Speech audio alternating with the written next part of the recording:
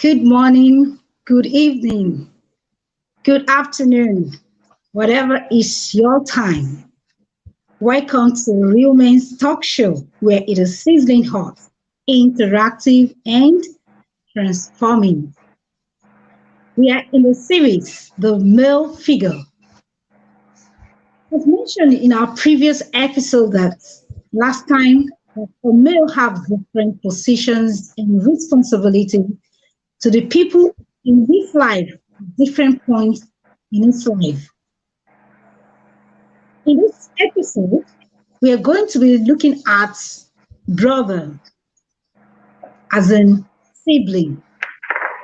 We're going to be looking at different issues about siblings, which include favorites versus non-favorites, bullying and taunting among siblings, handling betrayal brother, protecting brother, jealousy among siblings, rivalry, high level of wickedness among siblings.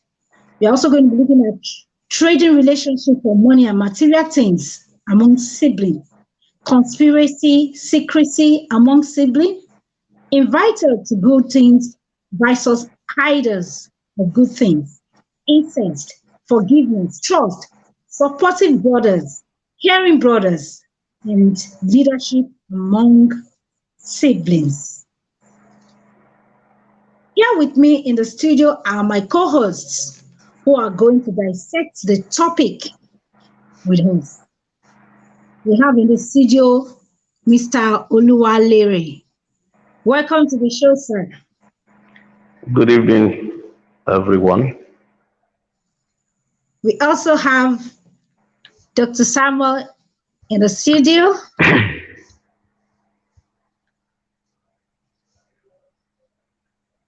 You're muted. Okay. Good evening, Dr. Samuel. We cannot hear you.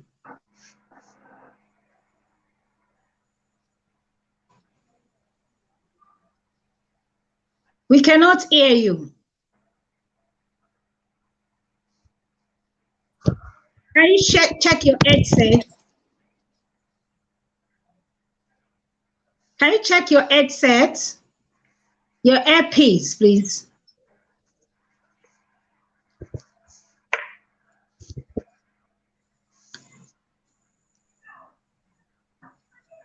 Hello, Dr. Samuel. I think he's having some issue with his mic. You might go out and come back again. You can go out and come back. You are muted. Let me see if it's from my hand. Okay, it's from your hand, not here. I think it's your earpiece. I think it's your earpiece. You can go out and come back. I think it's your earpiece. Can you hear me now? Yes, it's your earpiece. Hello? Yes, we can hear you. We can hear you now.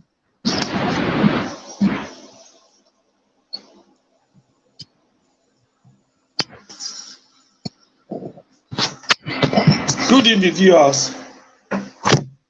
Good evening. Good to have you. So on the episode today, we are looking at brothers. And when we look at the first brothers' relationship in the Bible, it's Cain and Abel. So let's start with the issue of career, the choice of career. We discovered that Cain was a farmer and Abel was a shepherd. So in the family, when you have siblings, does that mean that if, let's say, the eldest one did a particular career, does that mean the younger ones should do this, follow the same path of career? You know, in some families, you have set of 7 lawyers, you have set of 10 medical doctors, engineer, like that.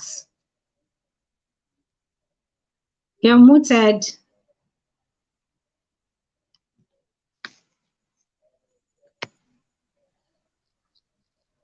Hello. Yes. Did you hear my question? Mr. Not Oluwalere, at all. your Your mic mic is is muted. muted. Press your mic. Dr. Samuel, I can hear you. Mr. Oluwalere.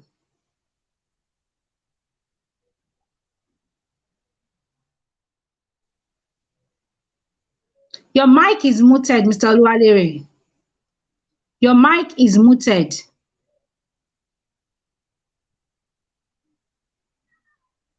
Dr. Sam, you can go on.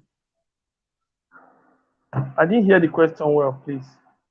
The choice of career, we said that the first brother relationship in the Bible is Cain and Abel. And Cain was a farmer and Abel a shepherd.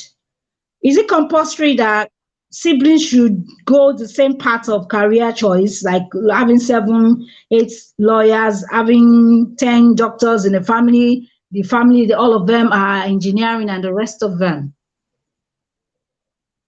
Thank you very much. The way the world is going now, we are getting to know that most of the uh, the profession our kids may choose, most of them have not even been founded. Most of them have not been started. Like who knows if 20 years, 30 years ago, information technology was not in vogue. People were thinking of studying nursing, engineering, law. But now people make more money in information technology than what they will make in medical practices. And that's how things will continue to change. There are a group of young Chinese scholars that were sent to America. They were sent to study the future course, not even the current course. Courses we'll be talking about in the future. Artificial intelligence. People are already talking about it now. People are talking about a robotic car, robotic engineering. I mean, talking about robotic surgery. In which you can be in Lagos and you'll be operating a patient as a doctor in Kano just by sitting on your computer. These are future work. Future work is getting to the point in which why do you have to fight at war? Why can't you just get a robot to do the fighting for you? Genetic engineering is on the increase. So the era of a man or the parent trying to force a child to study a particular course is becoming obsolete. So nobody is only God that determines what someone make up from a profession. But I actually tell my colleagues, don't pick up a profession or a field of study just because you you feel there's money in it. Things can change. Things change so fast. So for a family to say they're having 10 doctors, I've heard of such families in India where all of them are not only doctors, they are ophthalmologists, 26 of them. But it doesn't still make you to be successful. You should get this clear that we people see you as a success, but its fulfillment comes from you. You may be a governor, maybe a president, you will not be fulfilled. You may be a doctor, you will not be fulfilled. So I think children should be studied, well guided to make informed consent of what they want to be in the future, and not that uh, everybody is forced into the same line. Cain was not rejected because he was a farmer, and Abel was not accepted because he was a houseman. That was not the reason. It depends on what you make out of your profession. These days, this country, if you are not in certain profession, people believe you are inferior to others, and it's not supposed to be. In Western world, what you pick your profession, nobody, people don't have to have PhD, masters. With your diploma, you pick your profession, you are doing well. So I don't believe in brothers that because I'm a doctor, that all my kids must study medicine. No, there are professions for them to pick. You just need to guide them and to pray to God. God's willing, they will get something. But I've known of a particular family in which their breadwinner studied education. Other one that studied engineering, they still look up to the person that studied education to make money. So it's God that blesses, not what you do. Thank you. Thank you so much, sir. Mr. Oluwalere, Good are evening, you yes. Yeah, all yeah. right? Okay. Still talking about Cain and Abel. Are you hearing me too? Yes, we can hear you. Still talking Yeah. about Cain and Abel. Well, Yes, we I hear can. you. I hear you. Yeah. Let's say their parents taught You them how to see, give. We are still talking about Cain and Abel. Let's say their yeah. parents taught them how to give, and Okay. they told them you can give what you have. But we are not sure if they taught them what to give. But we can see that Abel gave the fattest and his first fruits, and that got him good results. God was pleased with him, which was what caused hatred by his brother. You realize that some children that the way they do things, they are exceptional. They go extra mile in doing their things.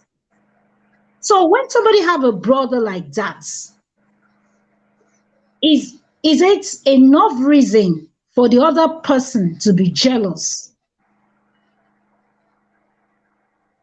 Thank you. You see, the idea of being jealous has to do with individuals. And that's why you see that at times you have two children, maybe twins, and you see them behaving in different ways. You get me? So, no matter the orientation you give your children, at the end of the day, the individual differences will sort them out. And that's why you discover in a family, you see some people, they are open-minded, some are close-fisted, and that's the case you can see in Cain and Abel. No matter the orientation you give them, that character trait will still come out. When you are stingy, you are stingy. When you are open-minded, you are open-minded. And that's why you see some people, no matter what they have, to give her a little out of it becomes difficult for them. And there are some, no matter how tiny what you give to them is, they get joy in sharing it with others. And that's what played out between Cain and Abel. Okay, sir. Thank you, sir. Dr. Samuel. Dr. Sam? Cain, Yes, I'm however rich online he with will you. be. Hello? Yes, Hello? sir. Okay, yes, go I'm on. with you, sir. I thought you were However, done. no, however, somebody interjected me, so I had to cut him off. However Okay. prosperous Cain will be, he has developed that attitude. He can't change. But Abel, however poor he may be, whatever little thing he has, he will still give. So that's the kind of orientation he has developed. You discover at times it might have to do with the training they get from their parents, but there are times it might be as a result of the traits he has. So no matter the situation, whatever people have, I have seen somebody who is very, very rich, and yet you ask him for anything, he won't give you. But there are some people, however poor they may be, they derive joy in giving the little they have to others. And because someone has even forgotten, say to those who have, if you say you don't give, you are really stifling yourself. So the more you give, the more you receive. So you discover that is what played out between Cain and Abel. It's not that maybe Cain is poor or Abel is richer, but it's because of the attitude they have put up right from the beginning. I don't know whether I answer your question. Yes, sir. Thank Dr. you. Samuel. Now, what if the excuse Yes, is because the parents show approval of the other sibling, probably because the other sibling is pleasing to the parents? Is that a good enough reason to be jealous? thank you very much. Jealousy is normal part of human. For one to be jealous is normal. Is I don't want to say it's physiological. It's just part of what you grew up with. Nobody wants you to be better than himself or herself. The only person that wants you to be better than himself, maybe it's your parents that wish you to get something more. So at one time, when you get something more than the other person, there is tendency for the person to feel jealous. But how do you now control it? People that are not jealous, not because they don't see things that they desire from other people, but they've learned the attitude of controlling themselves. That come, there are some other things I have too that others do not have. Imagine your neighbor building a house or moving to his house, and yours is not house. You are sending your children abroad to UK for training. So everybody just it's just a matter of priority. So no matter what it is, people will have to be jealous. And for the parent, when we talk about showing approval, showing approval to on a child's deed or not, parents you should learn to be careful about this, because there is no way you will have two friends, two kids, two wives, or anything. You would like one more than the other, and there are reasons, there are things you would have seen that will make you to prefer one over the other one. But the truth Okay. remains, as a parent, you must learn to conceal this information, so that the information will not be let out.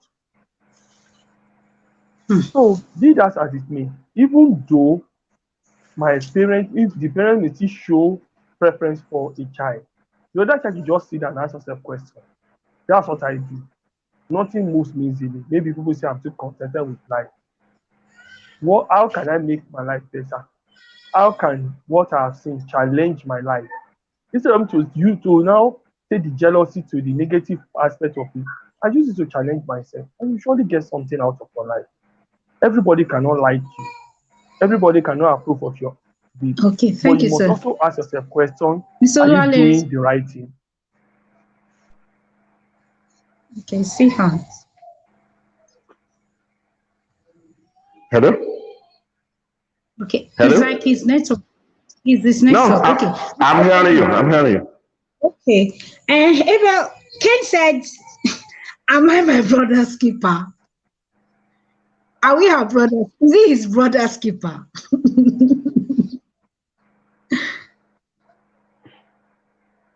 Is he supposed to be his brother's keeper? That's the question. Honestly, everything still boils down to jealousy. You are blood relationship, you are blood related. Why should you not be your brother's keeper? Who else is supposed to be your brother's keeper if not you? You are born, you are of the same father, the same mother. If not jealousy, why should you not be your brother's keeper? So it's just the matter of jealousy that's coming out from him. And you discover it's a kind of character trait. It might have been as a result of the way the parents have been nurturing them from the beginning, or it might just be his own attitude. I've seen a situation whereby people are not related and they still they still treat it as if they are keeper, as if they are a keeper to the other person, as if they are related. How much more the same blood? So it's just petty jealousy. Petty jealousy. Maybe he must have looked at the way the parents have been treating the two of them and have been saying, my mommy, my daddy has always been talking of Abel at all times. Look at the situation of Joseph when he talked about his dream, and everybody became jealous. And whatever he says, they find an offense from it. So it might be those things are the one playing out today. Maybe everybody has been seeing it at home. I see, he's doing this, you are not doing that. And it might be accumulating. And it might be as a resultant effect of those accumulations. That's why it's coming out. If you are nurturing something and somebody tells you, either intentionally or unintentionally. You might just come out with whatever is in your mind. So that's what is playing out here. In ordinary sense, it's supposed to be his brother's keeper. Even if they are not the same father, the same mother, for the fact that they live together, it automatically becomes his keeper. So it should be a kind of symbiotic relationship, being a brother to Cain and Cain being a brother to Abel. That's the way it's supposed to be. Thank you. Thank you so much, sir. Yeah. Okay, Dr. Sam just came in. Let me admit him so that he can answer the next question. All right. Okay, you're back, Dr. Samuel. Yes, Now, thank you. the strange behavior in Cain, that's Dr. Yeah. Samuel. Where did he get that from? Because Abel will least expect it from his brother that he will kill him. Where did Abel get that from? The jealousy, the thought of killing his brother. And they were from the same parents, the same upbringing. Where did he get that from?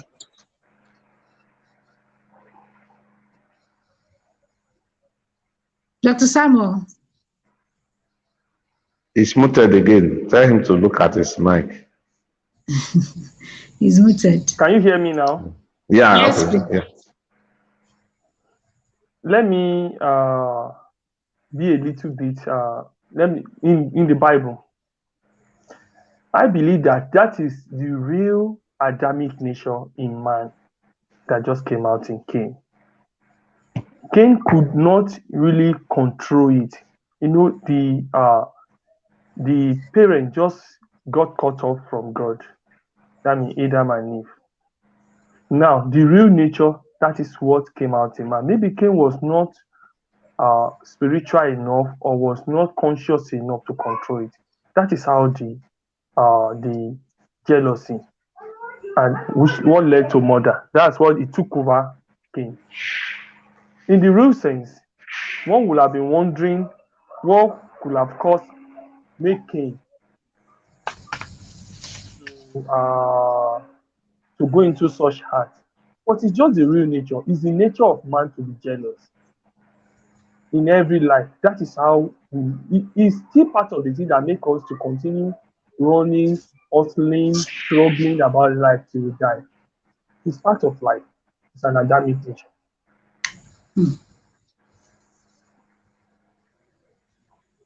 All right, sir.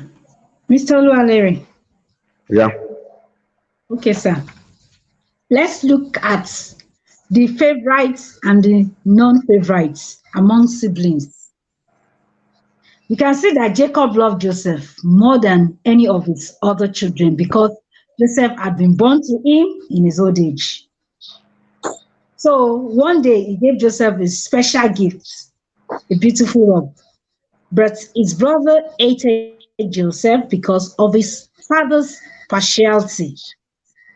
They couldn't say a kind word to him. Another example is Esau and Jacob. The mother preferred Jacob, the father preferred Esau. So how should favorite conduct himself among the others in the family? My father loved me. Because of that, I want to treat any other person anyhow in the family. Everybody must keep quiet. The favorite child, how should he conduct himself among the others? To me, the favorite should be careful because it is a way of opening him up to every other people or every other people in the family. And most of these things, when you see parents trying to favor one at the expense of others, they are creating problem for that person. So if you are a sensible type, if you are the one who is very cautious, you are the one who is very careful, once you discover everybody favors you, you must be very, very humble.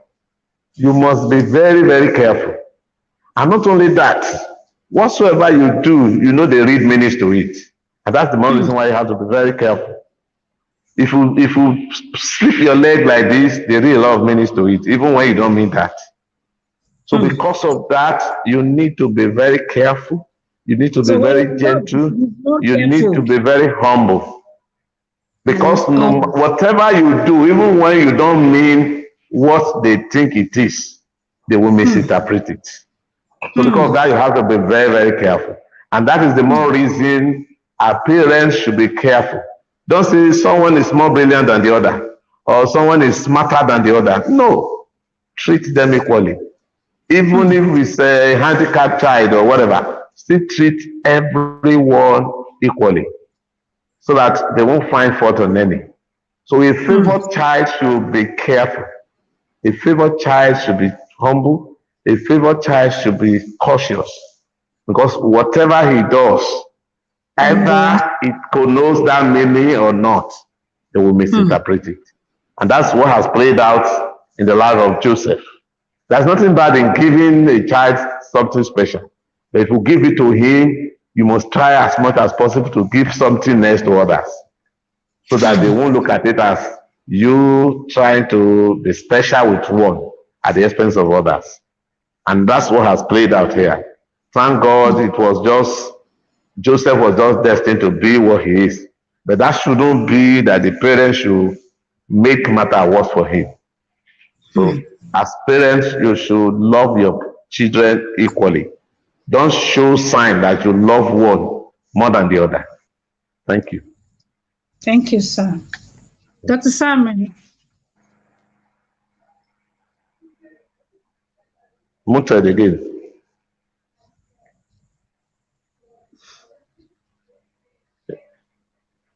I'm with Dr. you. Simon, yeah. How should the non-favorite siblings respond to the situation? Thank you very much. Did you hear that? I, I heard you. How should the non-favorite sibling respond to the situation?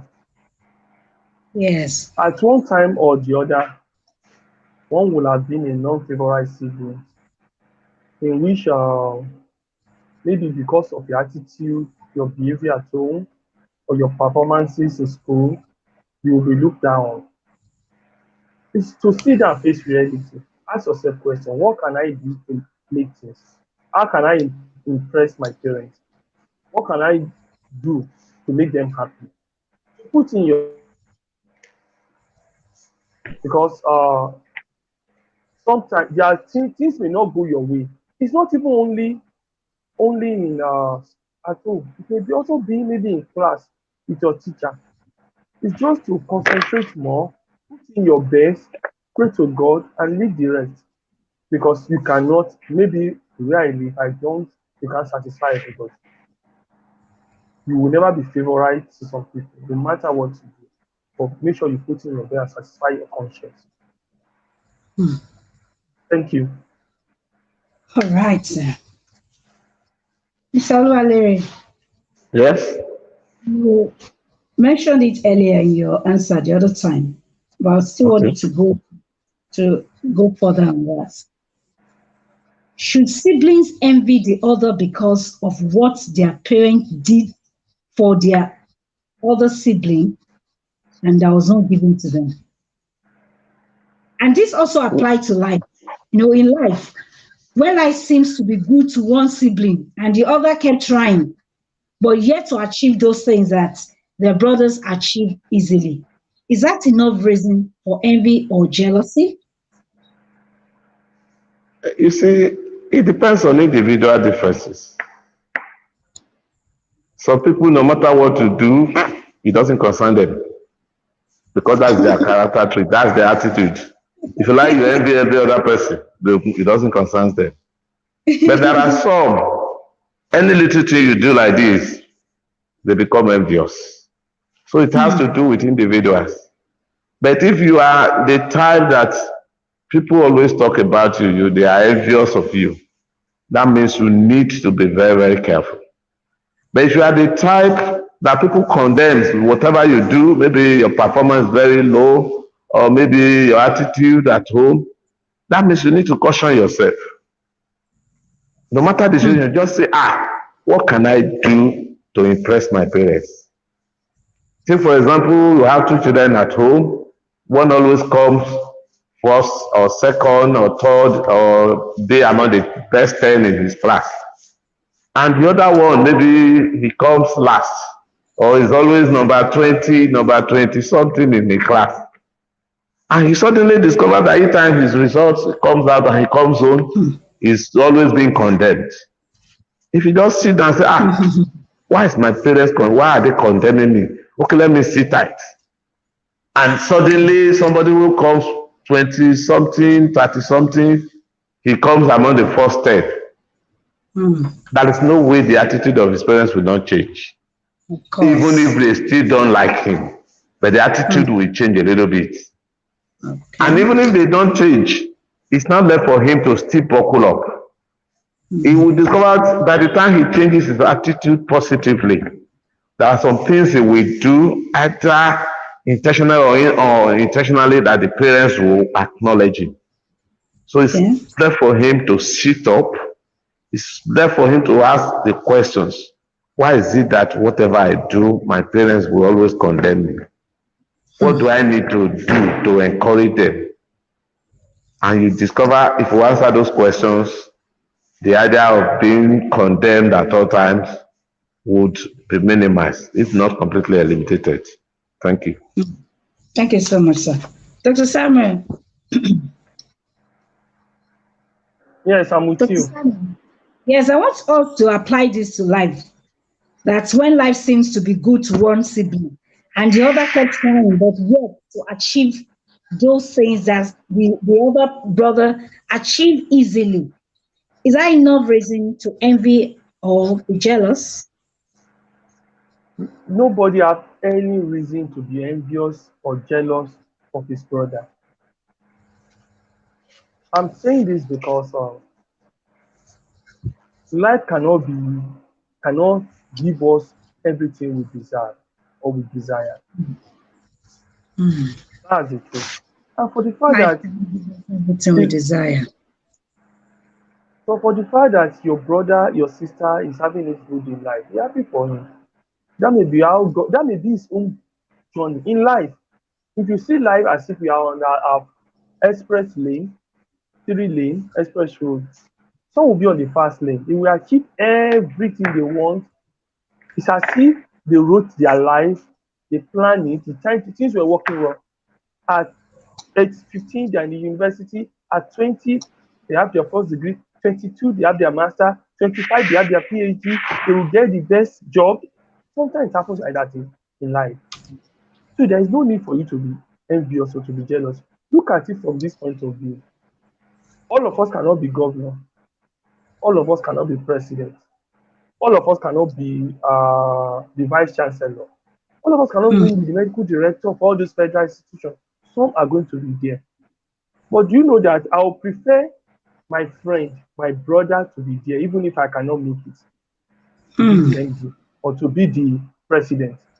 One day to rub up on me that his friend is a governor. Everybody cannot be the governor of the state.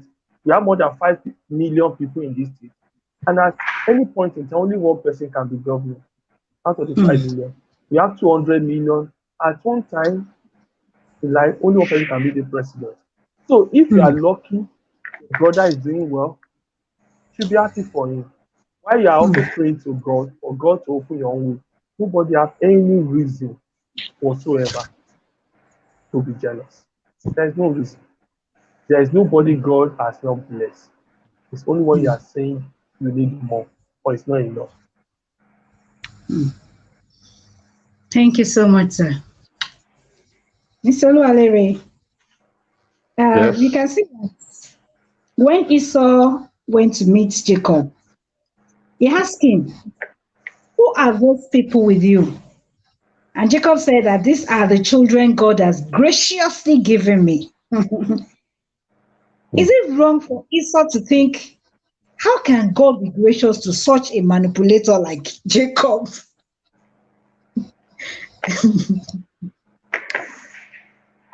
The question again. When Esau asked Jacob that, "Who are those people with you?" Jacob said, "These are the children God has graciously given me." Is it wrong for Esau to think, how can God be gracious to such a manipulator like Jacob? You know, it's a question of the mind. And if you are telling lies, two people know that you are lying. The first person is God, and the second person is yourself. But in life, when one is telling you something, either it's being sincere or not, God knows. When he was saying, these are the children God has graciously given to me. Two ways. He might just say it innocently, or he might just be saying it to cause the other brother or the father to to uh, to be anxious of knowing the reason why he should say that. So it's a question of the mind. We never can say whether he's using the word graciously was just to eat the father or was just to tarnish the image of the other person. Only himself and God knows. But to me, if he's sincere with his heart, I don't think there's anything wrong in saying, God has graciously given me these children. And for the other party that has not gotten anybody, you should learn to trust God. I've seen a situation whereby somebody will be achieving success and will be looking down on the other person. And within the trickle of a night, the tide will turn around. And the person who is looking down upon will be the one that will be on the top. Let me give you an example. When I was still very young, I lost my daddy at a tender age. There was no money to finance me, and I was the first son. I struggled, went to grammar school, went to teacher training, finished, started teaching. And when I look at people who go to universities, reading science, reading medicine, reading law, I say, I'm definitely going to be one of them. And I try to raise money to write GC. And I have some friends that are contemporaries. They have people who give them money. They bought the form. I couldn't raise money for that year. And each of them were laughing at me. The following year, it was the same thing. The third year, I was able to raise money and wrote GC. But can I tell you something today? Majority of them, I passed my GC before they made their 5 credits. Some of them till today, because they couldn't pass maths or English, they didn't go beyond that level. Some of them, they eventually finished, but they didn't get a good job. But here am I today. So it depends. When somebody is envious of you and is trying to mock you, just put your mind in God and say, okay, God, you who has done it for this person, mine shouldn't be an exception. But that shouldn't mean you should look down on that person. Thank you. Thank you so much, sir. Dr. Samuel. Yes, I'm with you. You mentioned something that, some people were laughing at him. I want us to address the issue of bullying and taunting among siblings. In that Genesis 37:8, Joseph's brother said, so you are going to be our king, and you are going to be our king, are you? His brother taunted him, and they hated him all the more for his dreams. When they saw him from afar, they exclaimed, here comes the dreamer. Is it right for siblings to taunt one another for any reason whatsoever? Bullying fellow human being is a demonstration that you are feeling inferior. The real strength in man is to help others. So when you see someone that is bullying others, taunting others, looking down on others, it means he doesn't understand what life is really all about. In my little years I've spent on, I have seen event turned in the twinkling of an eye. I've seen things, dramatic changes happening that is beyond what I can explain. So let's talk about the bullying. You see, people that bully, they have inferiority complex. It's the same thing that makes people join cult, they go into cultism, they want to oppress others, they feel that what will make them feel okay, feel all right, feel like see they have a little bit of control is when they dehumanize you. It's a demonstration of inferiority complex. People that really have good self-esteem don't go around making others looking down on others because you won't even see much about yourself. Look at life. The moment you attain a particular level, it's other people that will see it special. You won't see it special. If you are still seeing it special, that means that you don't have any height you are aiming. You've seen that this is the best you could be. But if you know that there are so many other best around, you will not look down on others. Neither will you start bullying others to make them feel inferior. I think people that bully should actually work on their personality. It shows that there's emptiness. There's some emptiness in them. They're trying to feel. And what will make them feel the emptiness, make them happy in a while is that when they bully others, it makes them feel at least they are in control. Thank you. Thank you, sir. Solo Larry, Yes, ma'am. yes, from your experience, how should the taunted handle the situation? The taunted. The person, yes, I'm how gonna, should yeah, they? handle the situation. The taunted need to be very careful. The taunted needs to look before he leaps. The taunted needs to know eyes are on him. And any little mistakes like this, they talk to him anyhow. They capitalize on it. So the taunted need to be cautious. The taunted need to be careful. And the taunted need to put all his hope in God. That no matter the situation, no matter what he does, even if it is perfect, they will still bully on him that what have you done? Nothing. And the taunted needs to waive whatsoever anybody tells him and put his mind on God. Thank you. Thank you, sir. Dr. Samuel. Dr. Samuel.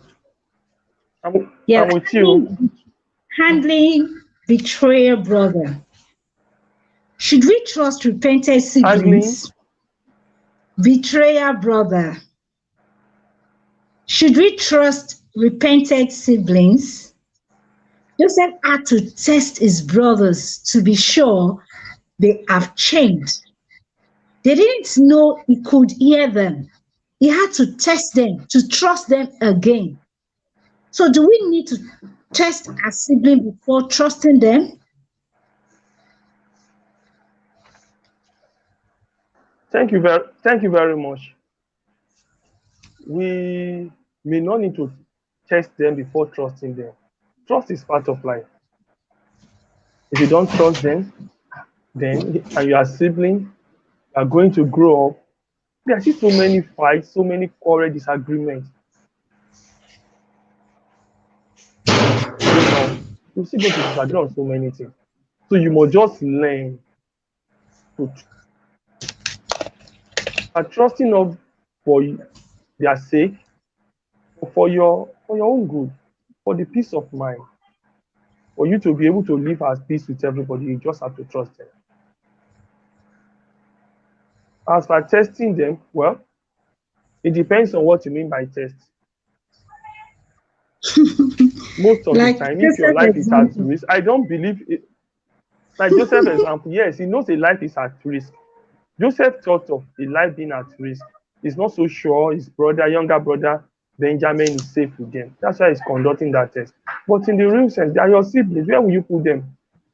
That's why you're putting them to test. But in a normal day-to-day activities in the family, but you just have to trust. You just have to trust.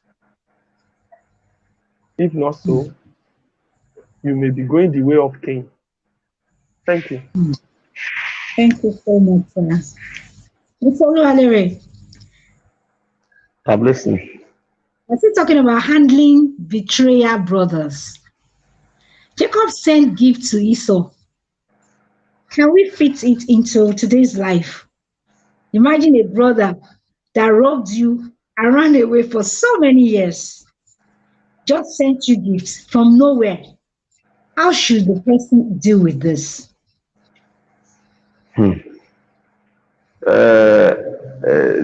other says, once beaten, twice Sure. shy. Individual. So, no matter the total numbers of times you rob them or you wrong them, they will still trust you. But some, their adage, once beaten, twice shy. Once you wrong them once, and you discover there are some people who will trust you to a higher level. And when you disappoint them once, to gather confidence in you back takes grace. It takes time. And that is why when you betray someone at a time, he might want to look at you twice before he decide to trust you. But some, it will say, okay, let me just try him again. I've seen a situation whereby somebody betrayed the other person and he said, okay, I forgive you. And before you know it, he does another one. Maybe that person that say, let me forgive. Before you know it, I've seen a situation whereby somebody will say, okay, come and stay with me because of the fact that you are suffering somewhere else. And he will get to your house. Before you know what's happening, he's looking for how to deal with you. And yet you will know that you will say, okay, I forgive you. And at the end of the day, maybe sometimes you get home, you discover he has stolen so many things, he's put it away. So it depends. It depends. What we only need to do is to ask for grace. Just to have grace to forgive. No matter the situations, no matter the number of times people must have wronged you. That is, it's normal that when you betray someone, the tendency is there for him to look before leaping the second time. I think that answers your question. Thank you so much, sir. Thank you, sir. Thank you too. Yes. Let's go to protective brothers. Protective brothers. We'll see that in Genesis 34. Genesis 34, I might have to read because of our viewers. Genesis 34. We can see that, but Shechem's love for Dinah was strong, and he tried to win her affection. Okay, Dinah's daughter, let me just put it that way this way so that people can understand. Dinah is Leah's daughter, and she was raped.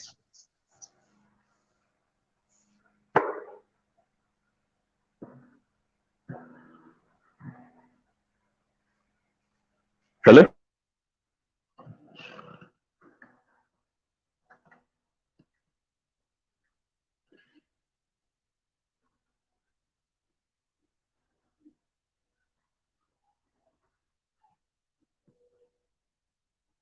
Him. So, to the extent, after raping her, he went to beg his own father that his father should please go and talk to Dinah's father and the brother so that they can allow him to marry her. But the brother were furious because Shechem had done disgraceful thing against Jacob's family, a thing that should never have been done. But Hamor told Jacob and his sons, my son Shechem is truly in love with your daughter, and he longs for her to be his wife. Please let him marry her. So, to cut the long story short, They agreed that he's going to marry the daughter, the sister. They tricked them and they killed the whole family of Shechem. Even their father was not happy with this. They were protective, it's understandable. But how do you address this level of protectiveness from siblings? Because of they are being protective of their brother, they damage a whole city. Dr. Samuel.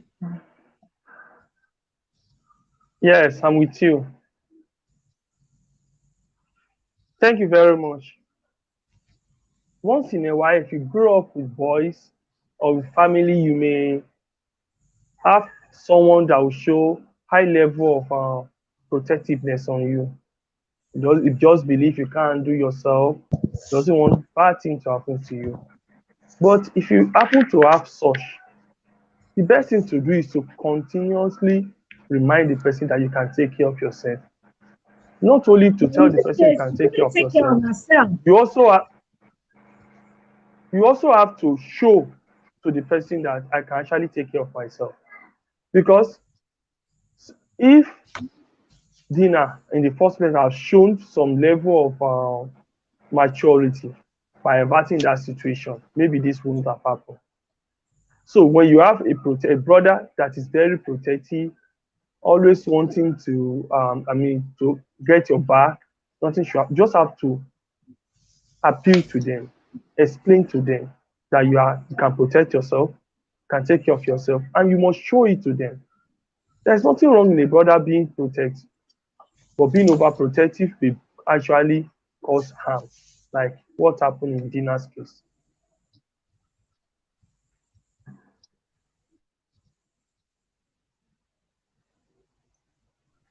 Okay.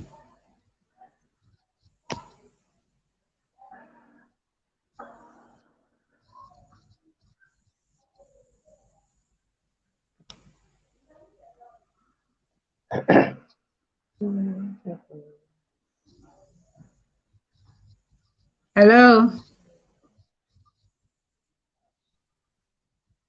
We are with I can. we are with you. We are with you. Oh, okay. You We were are with you. talking. You were talking. So being overprotective, being protective is good, but being overprotective will actually be deleterious, at least between the relationship of the person they are protecting and others.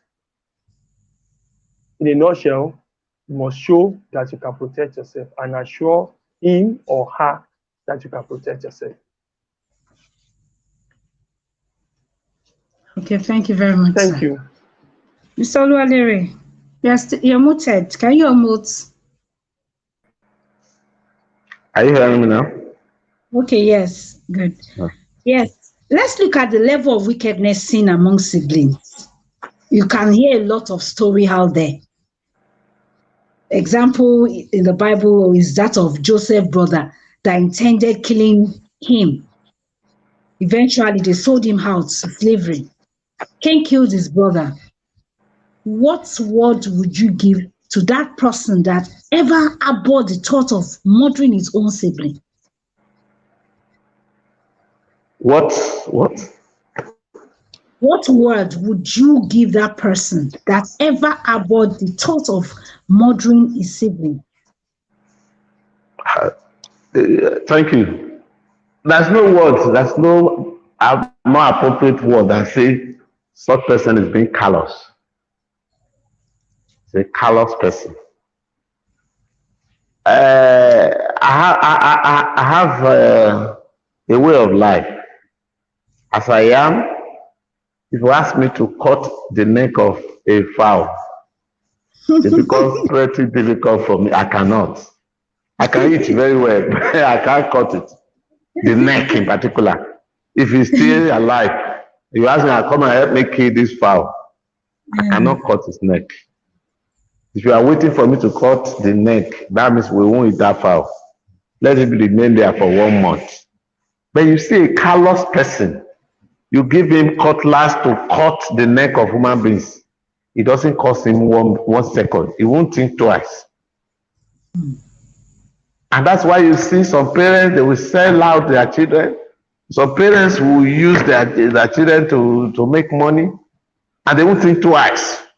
I was watching a video of these Boko Harams where they are asking some people to renounce their religion, and some refuse. And they line them up, and they were beheading their heads one after the other. I think the best word, the appropriate word to use for such person is that such person is very callous. Not just wicked, is callous. And such person can get to any length. So if you ask me to describe the attitude of Cain and Joseph brothers, they are all very wicked, not just jealous, they are callous. That's the best word to use for such people. Thank you. Thank you so much, sir. Dr. Samuel, trading Yes, relationship, I'm with you. trading relationship for money or material things. Joseph brother sold him for 20 pieces of gold. I was watching the news this week or thereabouts, and one of the guys that was caught said he cut the head of his girlfriend to give to an herbalist. I sold it for And 10,000 or 20,000. 20,000 naira. See, How do we 20,000. address this? How do we address this? It's terrible. And these things are happening among siblings. It is those ones that are caught that we know. A lot of things are happening.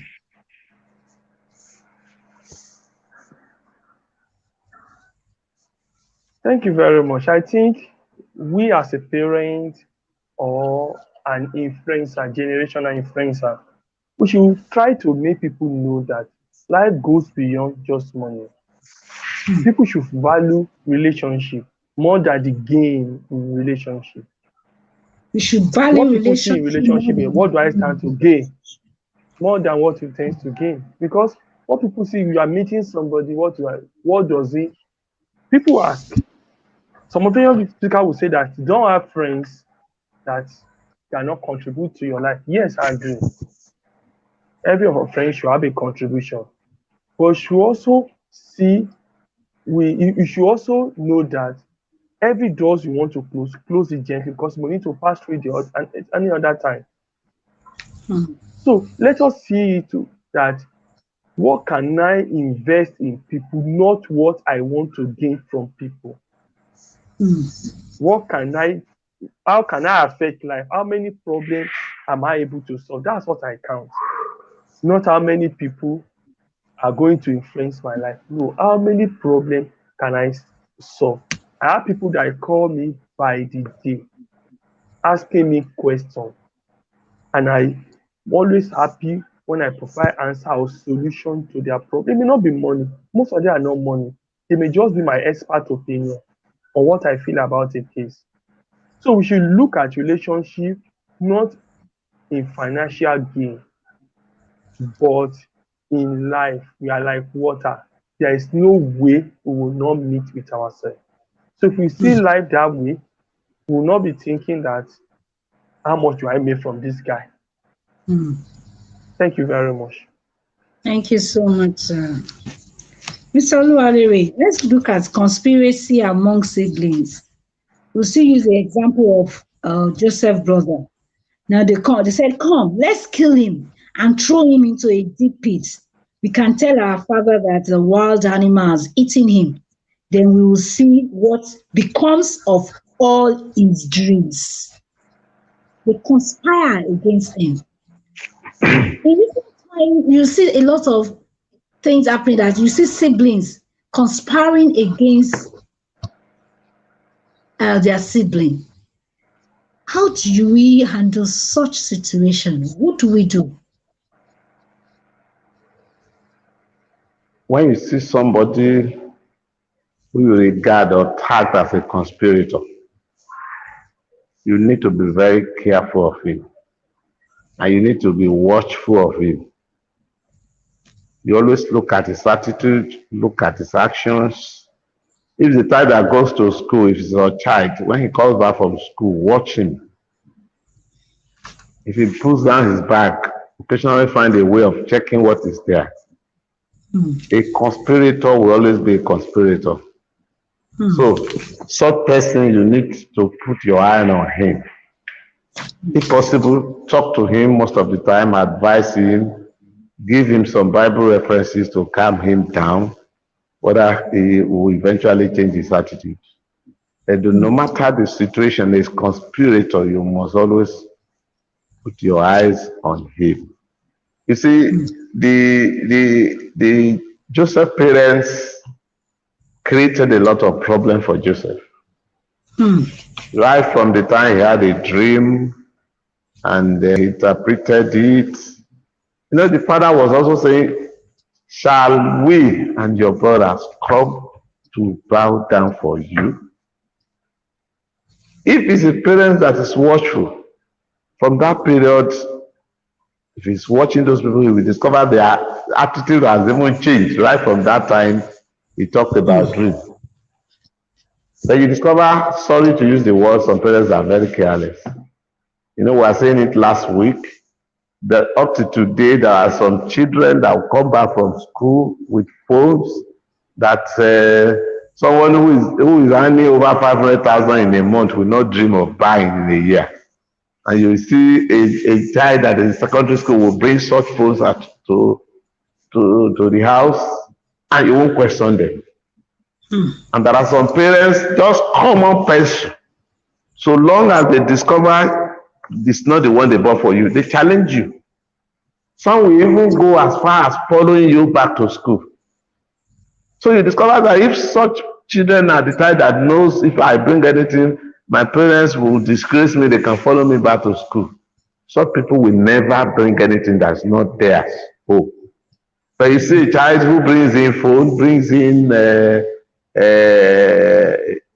special thing, watch, whatever, and the parents will not even say anything. Some parents will even borrow it and use it. What are you trying to do? You are encouraging that parents, those children, to continue in that aspect. And if you watch critically or carefully, such people, if you are not careful, they will end up becoming something else later. Thank you. Thank you, sir. Dr. Samuel, let's look I'm at with you, ma. let's dive to secrecy among siblings. Why didn't Reuben report the case to their father? What should he have done to correct the error of the younger one since he was not in support? Was it right to keep quiet? So we see a lot of times sibling hide secrets that are causing so much damage to their parents that can even cause the death of the parents. So what in case like that? Is that right for him to keep that secret?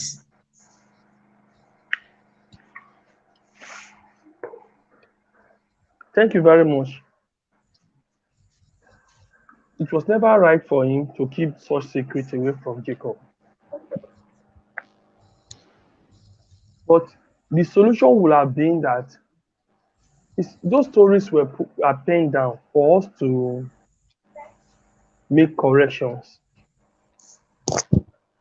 And the lesson learned from that is we must train our children to grow together in love. There's no way they are not going to clash. There's no way they won't fight. Let's find a common ground for them. I've seen siblings that they do things in common. It's not that they don't clash. The closer they are, the more they clash, the more they see differences. But at least they still know that we are one. We may clash among ourselves, but not we are still one, despite the fact that we disagree. Not that they are one by mouth. It was never right for Reuben to keep that secret from the father.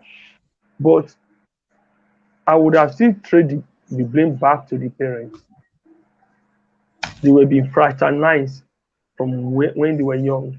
This for the first wife, the first wife concubine, the second wife concubine, and they've been that way.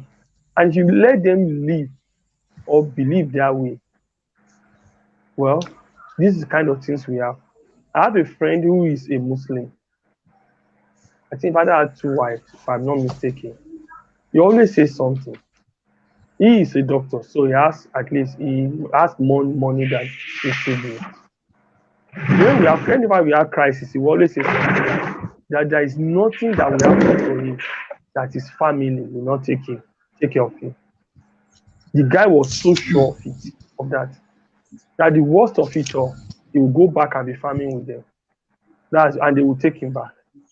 So we should build a family in which they see themselves as single, impenetrable units. That's what we should build. Another lesson we should learn from that is that I make it a point of duty. The only thing that will make me flog you, my kids, if you tell lies. Even if something happens, tell me. No matter how bad it is, the possibility of you being beaten is very low. But if I get to know, without you telling me or you lie, you are going to be beaten. That one is sure. So most of them will prefer to come and tell me so that they've done something wrong. They broke their laptop. They will come and tell me, they say, Sadie, my laptop fell, it's broken. That they stand a low chance of being beaten than if I discover that thing happened. I did that intentionally because I don't want anybody to tell lies. No matter what must have transpired, I want to hear the truth the way it is. Let me know that it's damage control I will work on. Not that I will not be forcing you. I will be finding it difficult to trust you or what is going on. So it wasn't good, but Ruben, maybe that's the way he grew up. He grew up to be fraternized. He just have to look away and allow Joseph to suffer. Thank you very much. Thank you, sir. Let's look at inviter to good things and hiders of good things among siblings. Inviters to good things and hoarders of good things, hiders. Jesus called Andrew. When Jesus called Andrew, he went to go and call his brothers. You know, some sibling, if they do good thing, maybe there's a good business deal, they will go and call their brothers. Even before they do it, they think, this thing is good. They want everybody to be partaker of it. But some, after doing it, they have tested it, it's good. They will hide it, they will hoard it. They will want to be the only person enjoying that thing. How do you address that? Can you address that, please? Thank you. For people who hold good things, they don't want other people, they don't want their sibling to know about it. Thank you, sir. Thank you. If you look at the lives of the two categories, inviters and hoarders, if you take two people, you watch them critically, you see the end product of their life, you discover hoarders deny themselves of so many opportunities. The inviters, when you want others to prosper, when you wish others good, it will be better for you. But when everything you want to do is to bring people down, watch it. Watch the end product of such people. At the end of the day, they don't get to anywhere. So if you see people, maybe we use the life of children, some, when they see information, they hoard it. If the two categories happens to be among your children, call the two of them. Let them know. Those who wish others good or better, that their end product is always better. Those who find a way of stifling the initiation of others, or those who want others find a way of putting them down, is always difficult for them to get to any level. So let them know, talk to the two of them, tell them the importance of allowing people around you to benefit from you, and tell those who hoard things. And that's why you see, I use my community as a living example. You know, when I first got to my community, you know it very well. I happen to be one of the first sets to have borehole. There are some people that have borehole, they don't allow people to go into fetch water. Yes, I know that. They don't.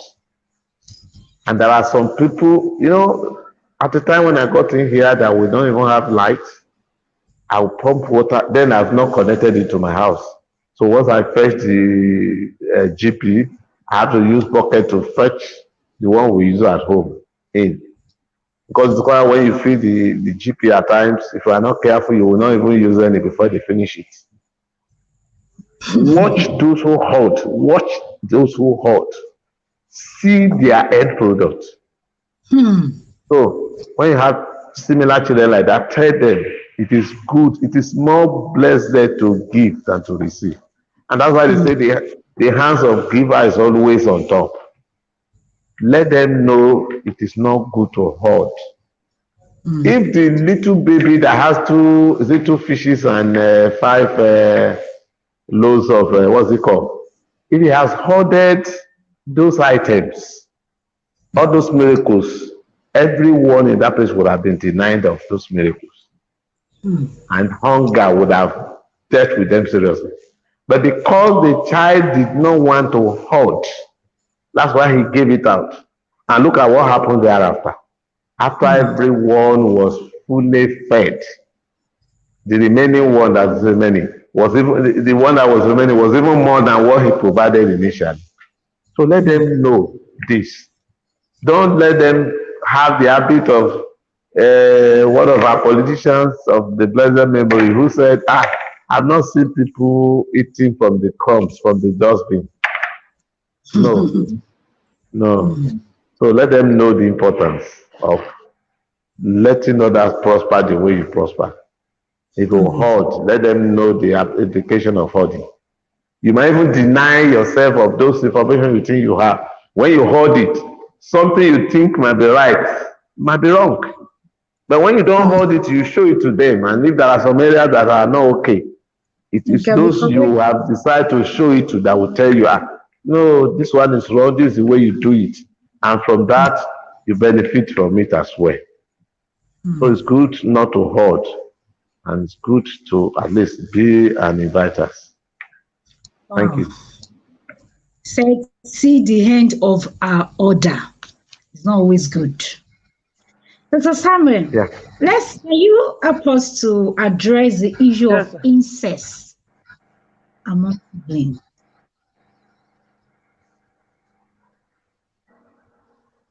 Thank you very much. Incest is when there is sexual relationship between siblings or blood-related family. It used to be a terrible thing in those days, but now it's a common thing. And how do we? The best thing about incest is to is hello. Am I We on? can hear you.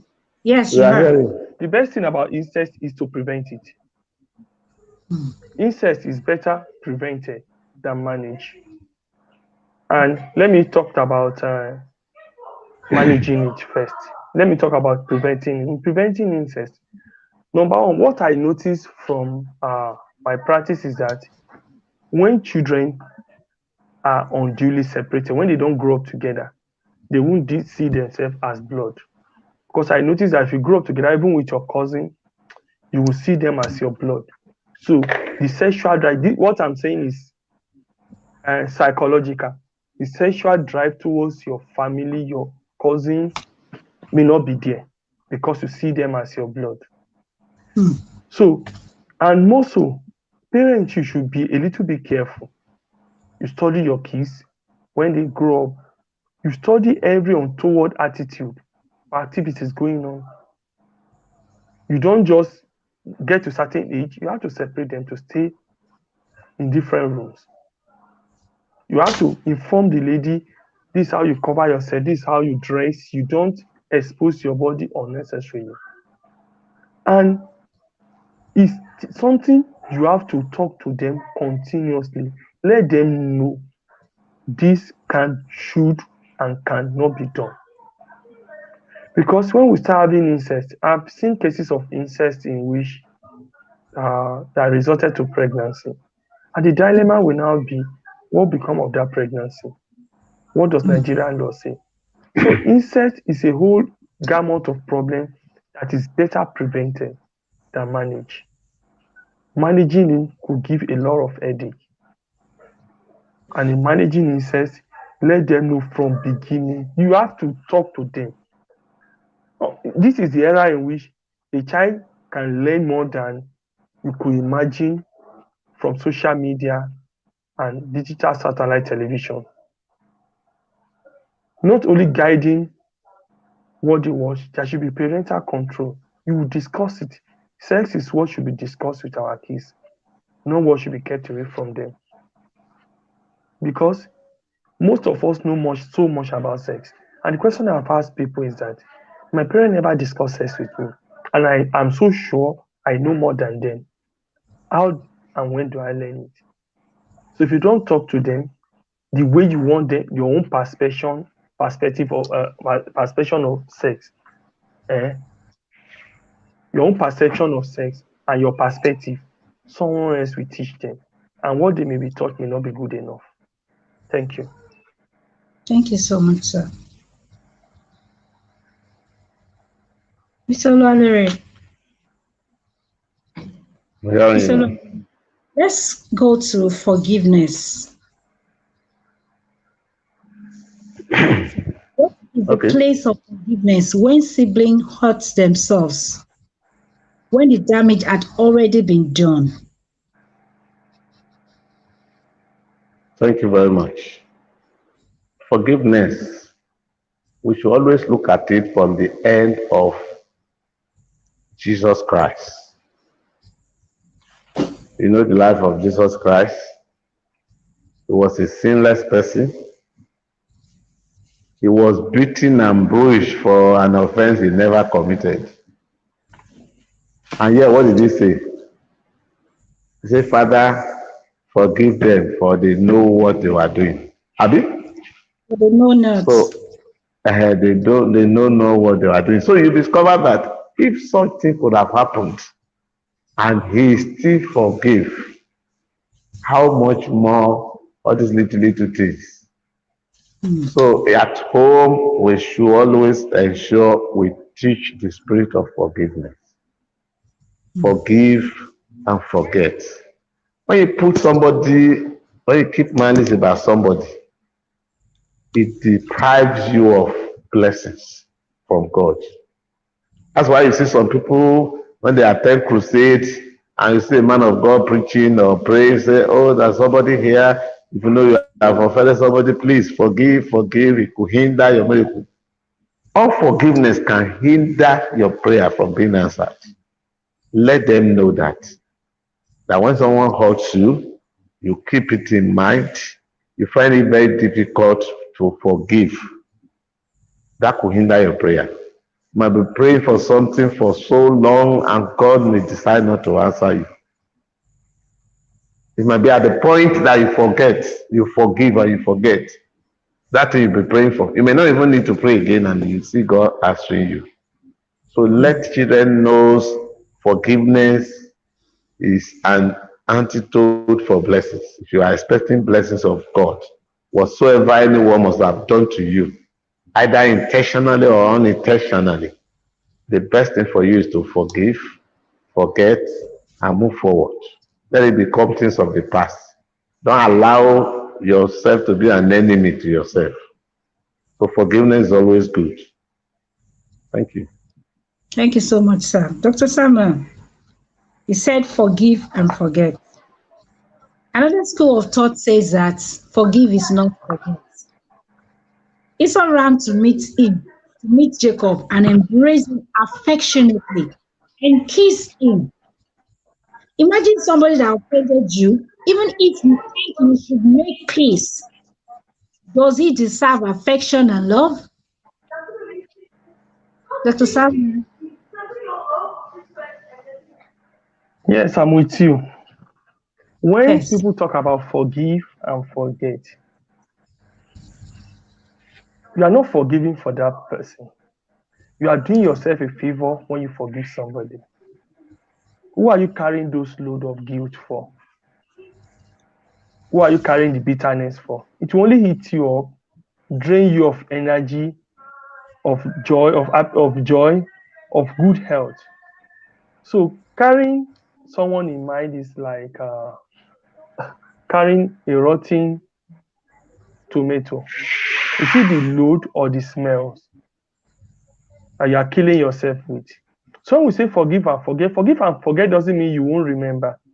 Forgetting means that the person, you won't treat the person on the basis of the sin or the wrong he has done. That's what forgetting means. It doesn't mean that retrograde amnesia, what we call retrograde amnesia in medical terms, that forgetting the past. No. I know that you slapped me yesterday. But if I'm talking to you today, or I need to attend to you in the hospital, I need to operate you, I won't be thinking that let me pay you back. I'm not operating with you, looking at you with as if you are the one that slapped me yesterday. Not because I've forgotten, but I'm not treating you at that level. So forgiveness is key. It's not an option. If you want to live a good life, if you want to be happy with yourself. So when Esau ran to him and he kissed him, it's not that he has not defrauded Esau. You must let people know that you have no other option. There is no other option, no choice than to forgive, forget, and always restore relationship whenever there is problem. Forgive, forget, and always restore relationship. That's beautiful. So, Oluwalere, on the issue of trust among siblings, On the is issue it of trust, trust. okay, yeah, okay. Joseph shared his dream with his brother. Should we trust our sibling enough to share our dreams with them? Thank you, man. There is nothing bad in trusting your brothers or your sisters, and you reveal your dream or whatever to them. It's not even limited to your brothers, your blood relationship. To those other you feel that you can at least reveal your secret to. There's nothing bad in it. The only area you might maybe cautious is if you discover each time you reveal your secret, he overblows it or he reveal it to everyone. You get here, you hear it, you get there, you hear it. Then you might be cautious. But aside from that, there is nothing bad in trusting people. If you are sincere in your heart, if you are sincere, if you are trustworthy, you don't have reason to doubt anybody. You should believe they will reciprocate it the way you two will. So there's nothing bad in trusting people. Thank you. All right, thank you, sir. So that means we can blindly trust our sibling. You may not put the one blind. You can sincerely trust your sibling. There's nothing bad in that. But if you Trust. discover he's an extrovert person, the talking type, and that whatever you tell him or her, you will blow it out here and there, then you remain cautious. That's not mean you lose trust in him, but you now look at the type of secret you reveal to him. Thank you. All right. Thank you, sir. So we can sincerely trust our siblings. Yeah. That's right. Dr. Samuel, Esau said, let's be going. I will stay with you and lead the way. But Jacob replied, you can see, my lord, that some of the children are very young, and the flocks and the herds have their young too. If they are driven hard, they may die. So go on ahead of us. We will follow at our home pace and meet you at Share. Esau said that, at least let me leave some of my men to guide and protect you. Jacob replied, there is no reason for you to be so kind to me. So Esau went back to Seir. Meanwhile, Jacob did not follow him to Seir. He looked,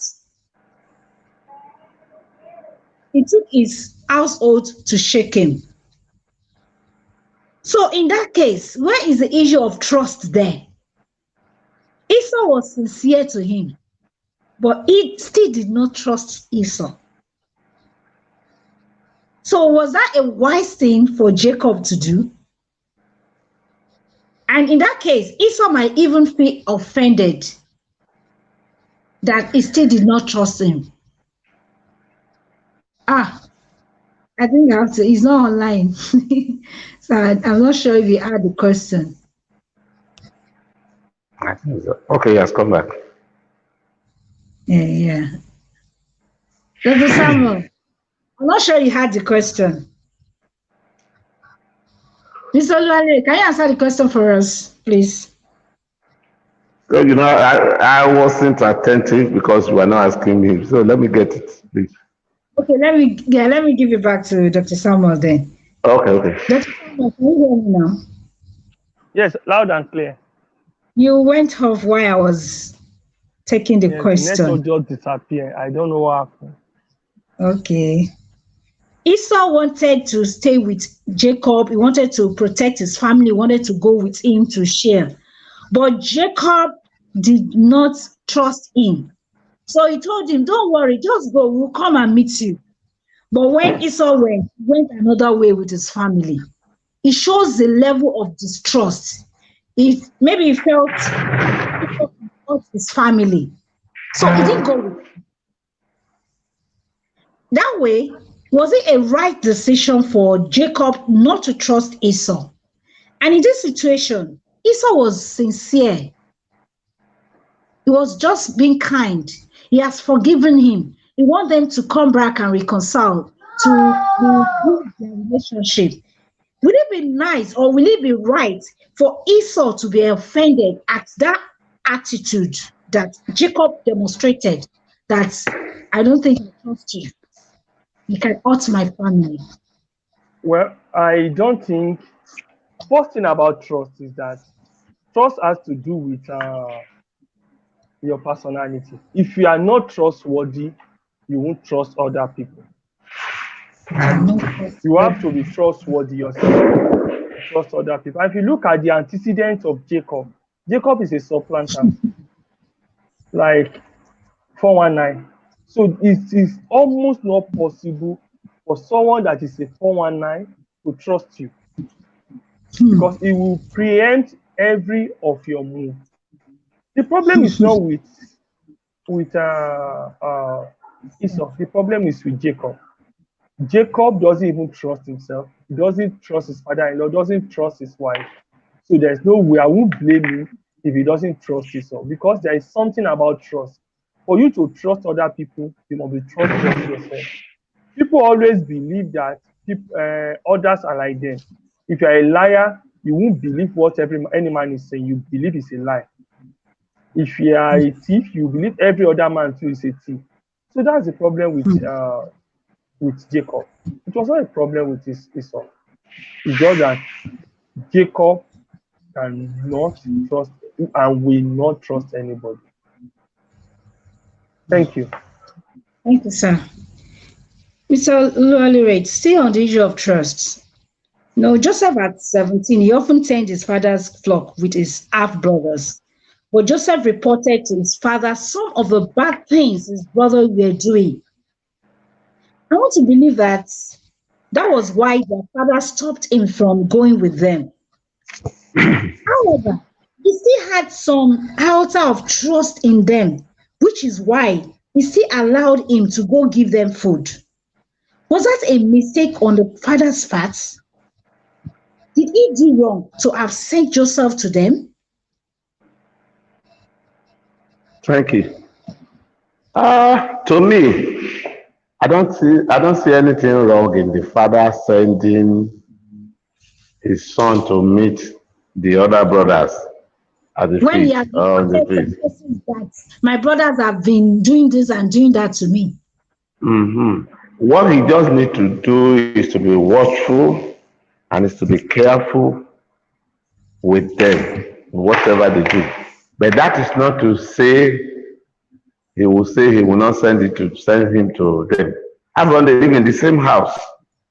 Doing that is to do more harm than good.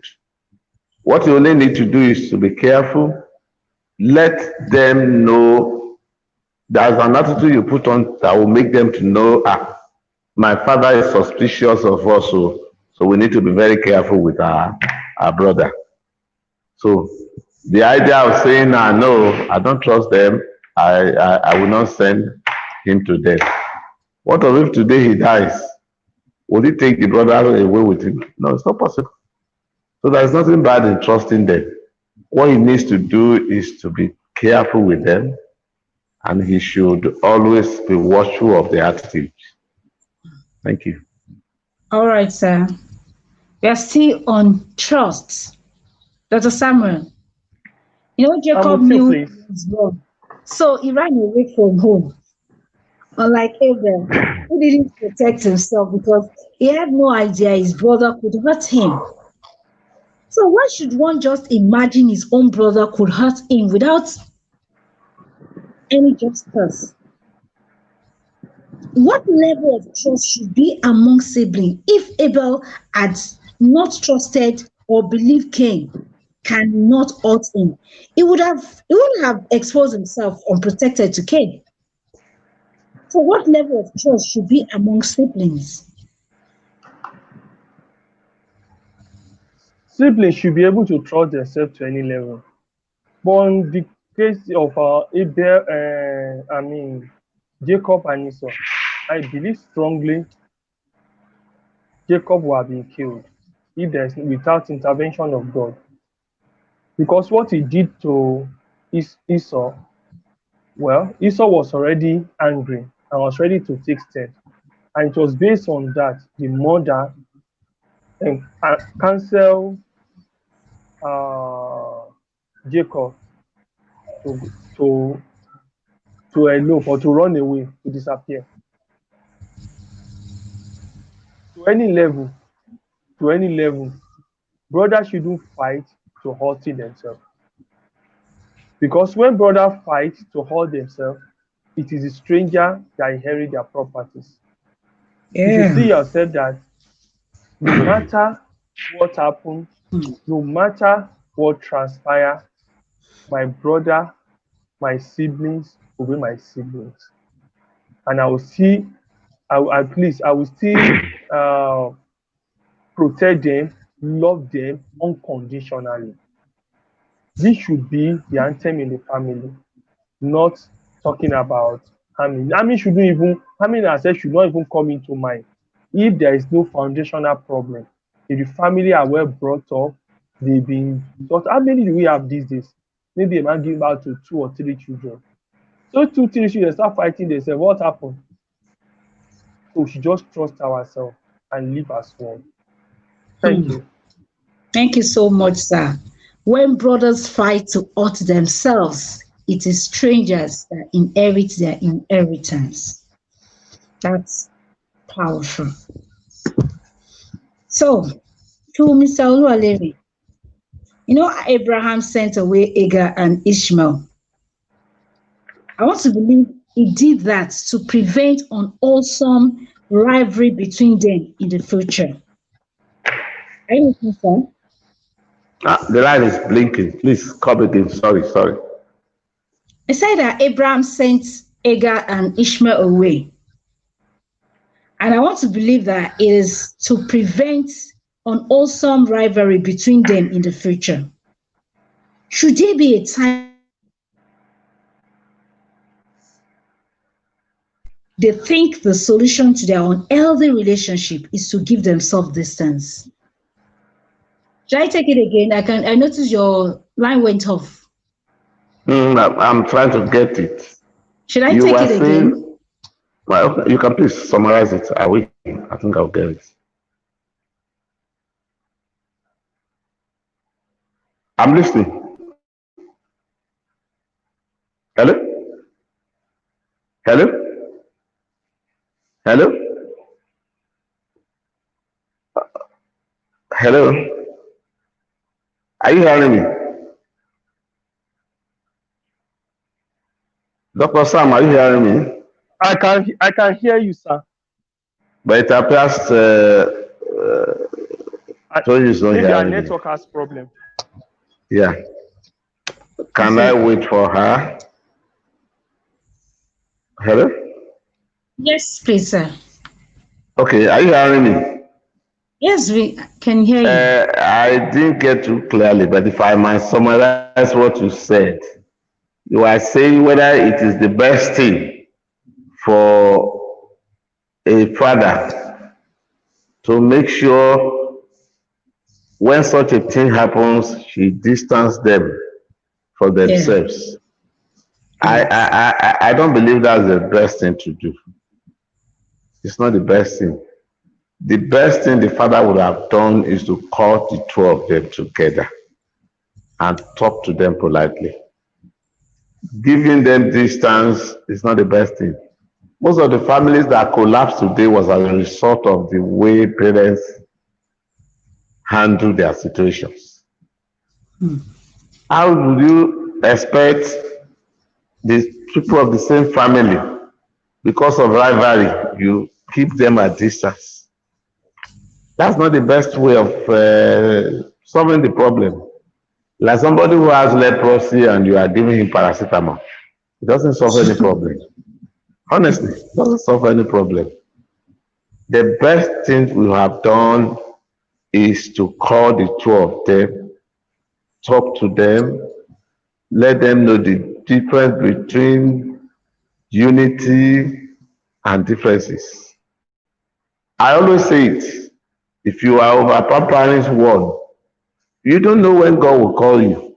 If you are distancing them, what happens thereafter if you are no more?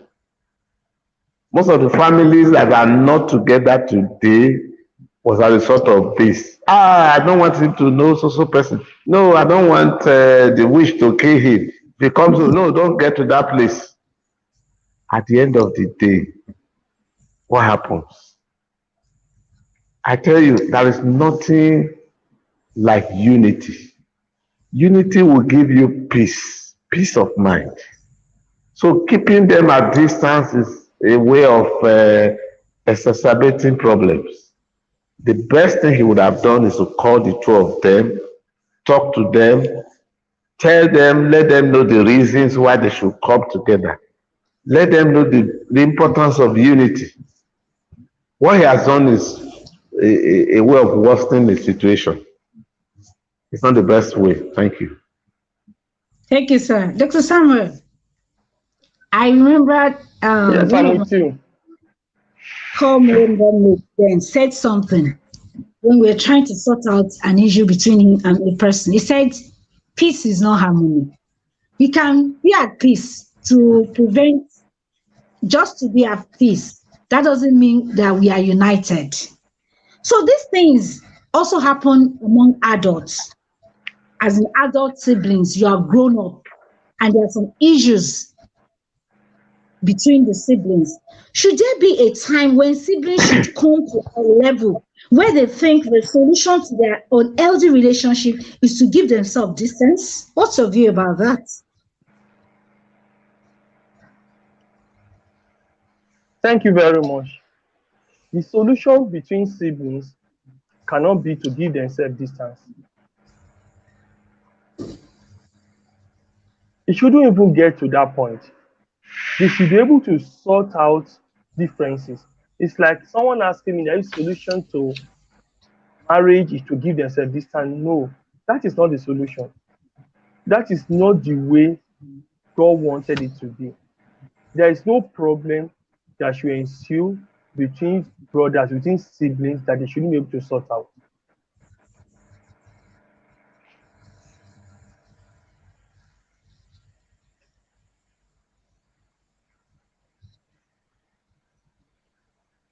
Hello, they are planning for a doomsday.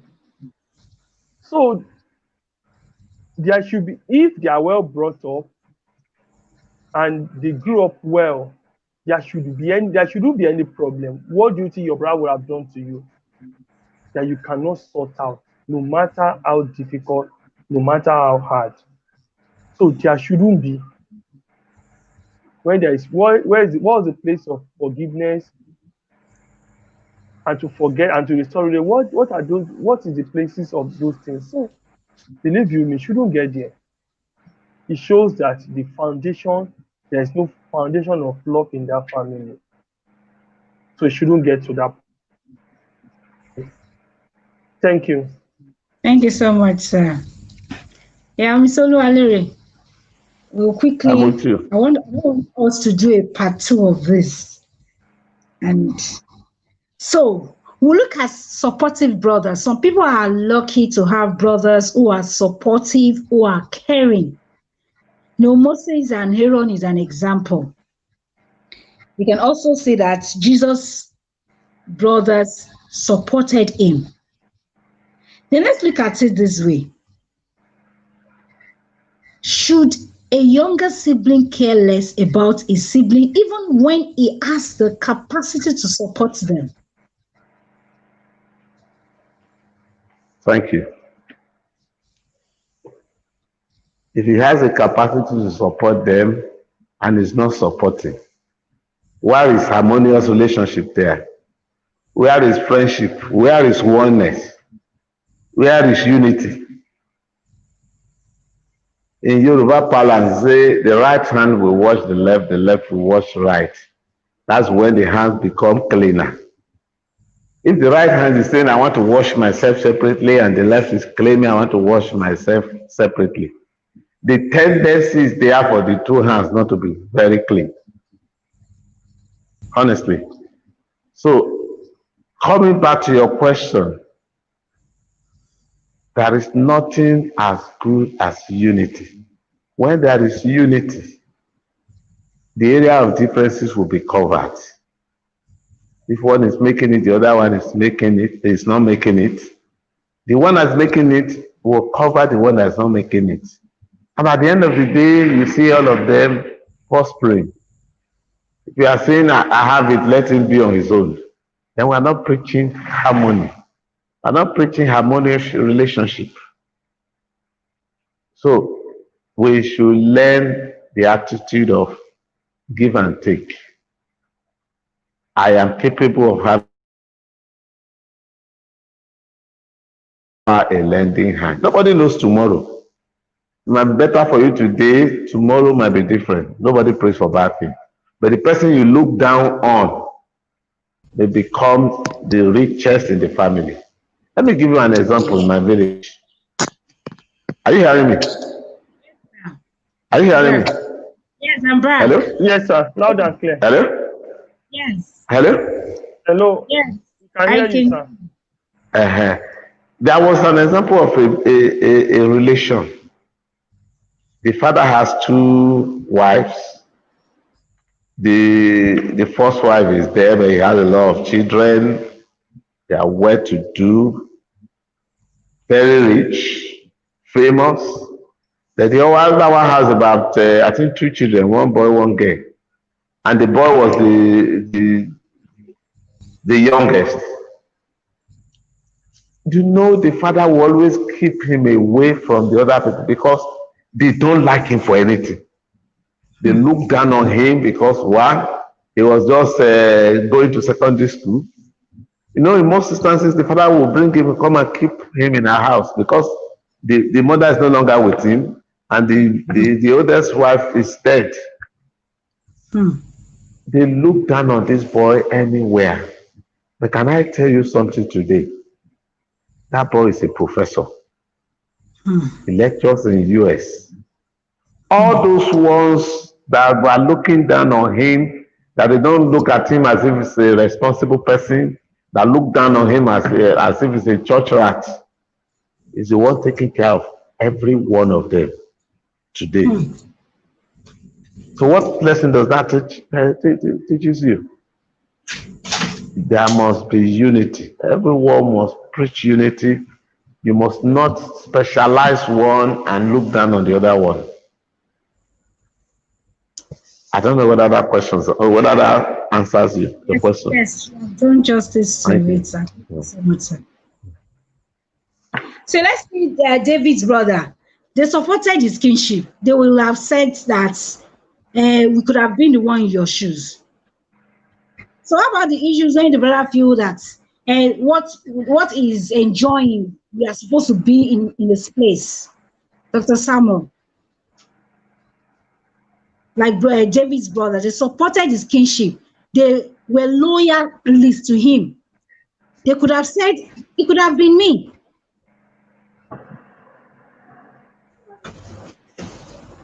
Thank you very much. You see, everything depends on knowledge.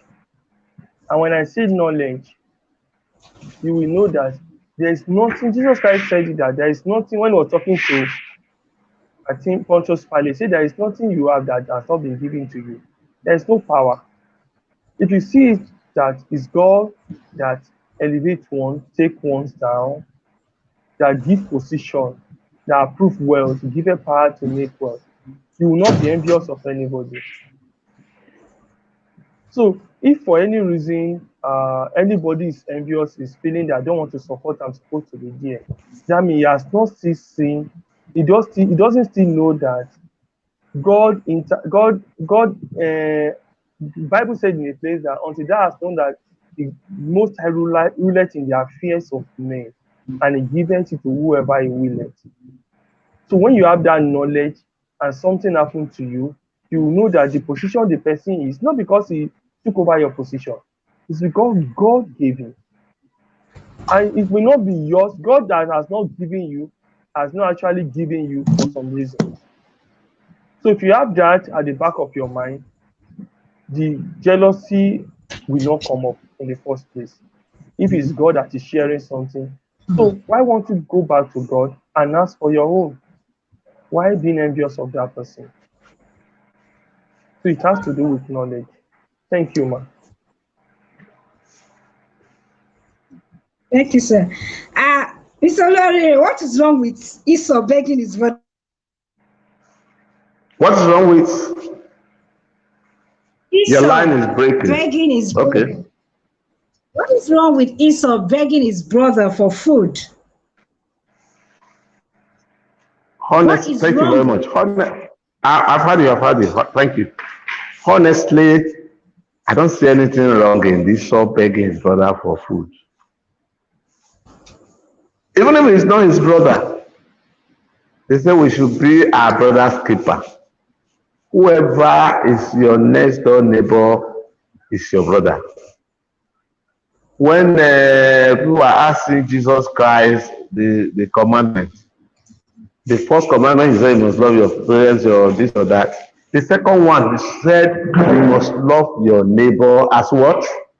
As yourself. So if you love your neighbor as yourself, what is wrong in your brother begging you for food? If he's begging you and you deny him, that's an act of wickedness. To me, there is nothing wrong in you giving food to your brother. I give myself an example. If you come to my house, if you don't know me before and you get to my house, most of those you meet in my house, sometimes you think they are my children. You might be surprised that out of 6, 7, you know this. You might be surprised that out of 7, 8, 9, 10 people you meet in my house, it might only be one of my children that is around. The other might be in the hostels and in school, but you hardly get to my house without meeting people. You meet Muslims, you meet Christians, and they move freely in my house. As I'm talking to you, 2 of the children just left. As I'm talking to you presently, there is one in the house that's come to spend holidays. But even at that, you see a lot of children that are my neighbors. Particularly when there is no light, if I put on my generator, you see a lot of them. Not to talk of your blood relationship, your blood relations.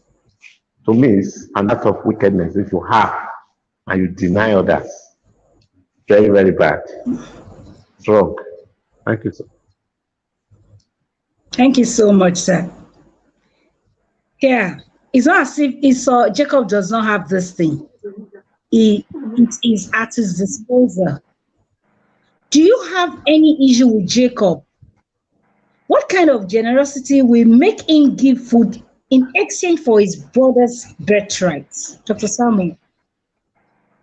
Thank you very much. Jacob was not being generous. Jacob was being selfish. There is a need. Jacob has the capacity to meet that need. But instead of meeting the need, Conveniently.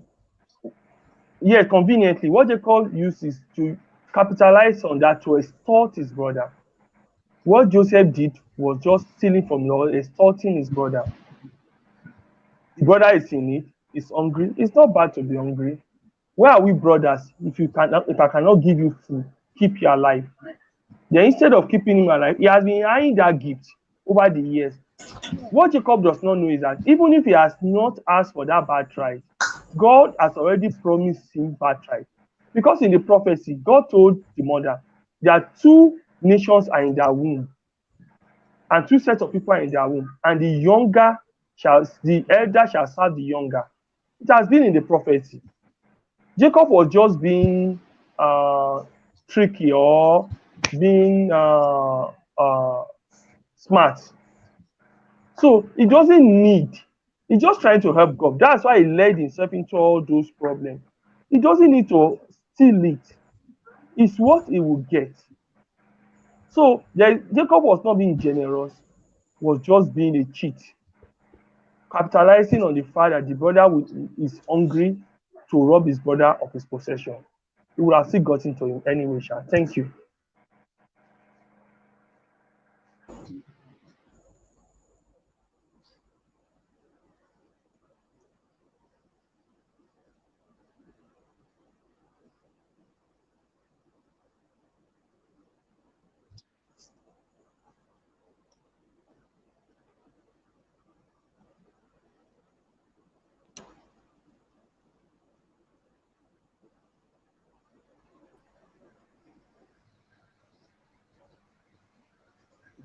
Hello? Is it John?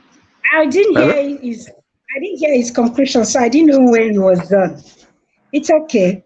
So I'll go to you, sir, Mr. Lualere. Hey, when Abraham took care of his brother's son, that's Lot, even after his death.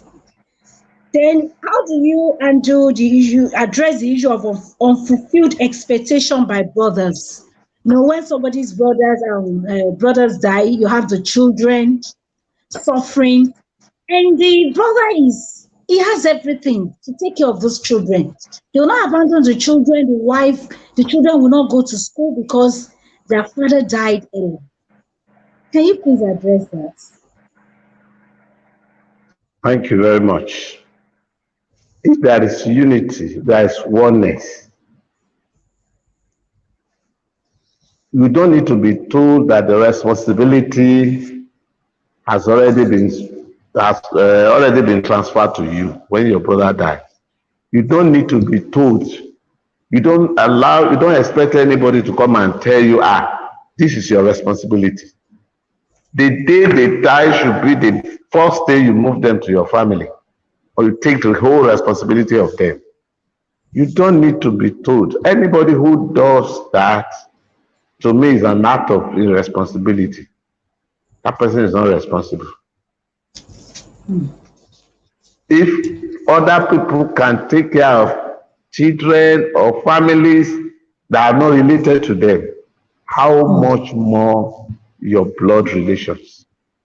It's an act of wickedness. He doesn't need to be told that the onus lies on him to take care of the family, because he doesn't know what the family will become tomorrow. If tomorrow those families become great and there is a reversal, does he know what those children can do to him? So if it's a place where there's unity, it doesn't need to be told. You know my story when my junior brother lost his wife and he has an issue. We were not told. Immediately we are leaving Abuja, I came with the daughter. It is your responsibility. You don't need to be told. Don't even know that it becomes your own. It becomes your responsibility. If you wait for others to tell you, that means you are not responsible. I'm sorry to use that language. You don't need to be told. They have become your family. Even when the father is alive, it's part of your responsibility. If we are not okay, it is your responsibility. How much more the head of the family is no more.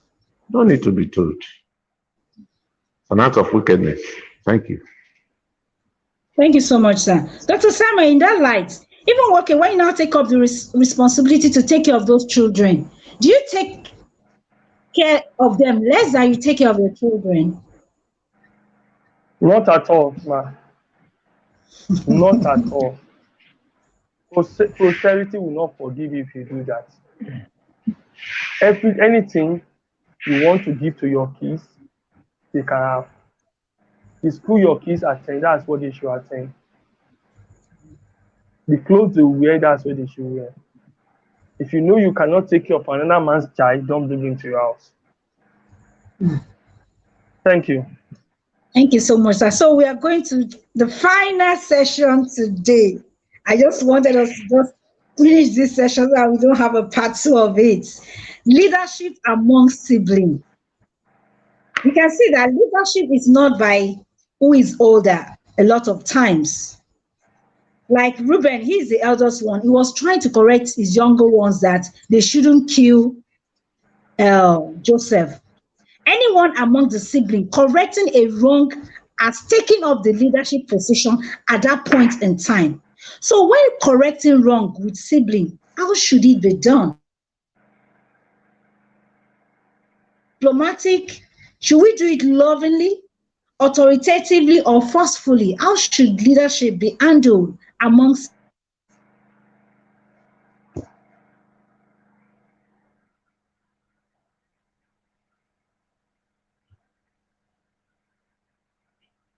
Hello? Hello? We seem to have lost you. Hello?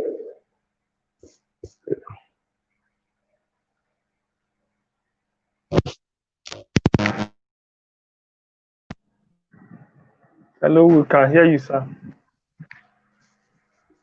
Auntie Tony, are we hearing you? Hello? Hello? Can I go on? Maybe you should go on, sir. Okay. I don't think he's hearing us, but let me still go on. You see, the issue of leadership, we have to be very, very careful. It is true there are some people who don't have leadership qualities. You see, in the class, in the office, in the church, at home, there are some seniors that don't have that leadership qualities.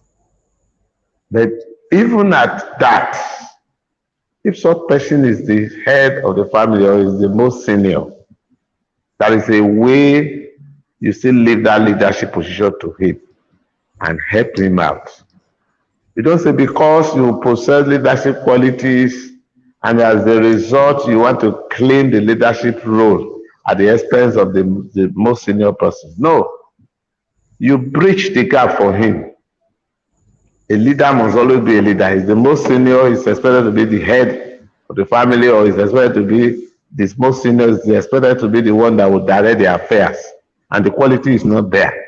You help him out, cover his lapses, not just abdicate the leadership position to yourself. When you do that, others that may be your senior or others may not like it, and they might not take it lightly with you. So the best thing is you must not abdicate the leadership role. Let the most senior person be the one that will lead. If the qualities are not there, bridge the gap for him. That's my own opinion anyway. Thank you.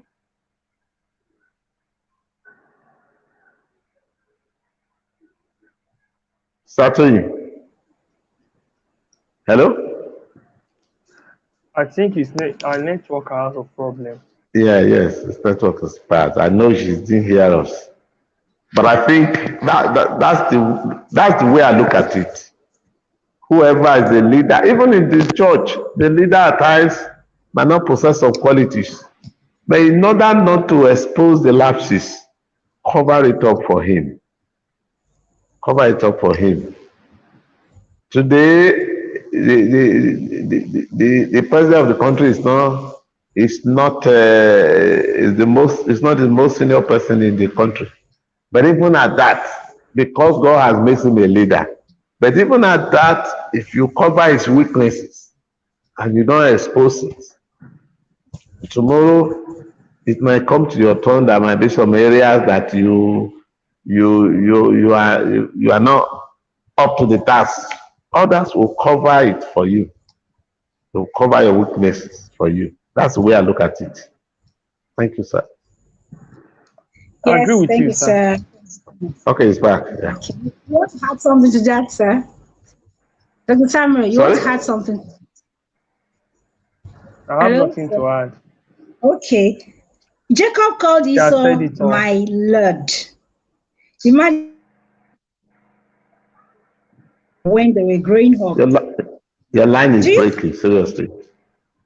Ah, I said Jacob called Esau my Lord. Can you hear me? Yeah. Okay. I'm talking to, the question is for Dr. Samuel. Imagine how much he must have disrespected Esau when they were growing up.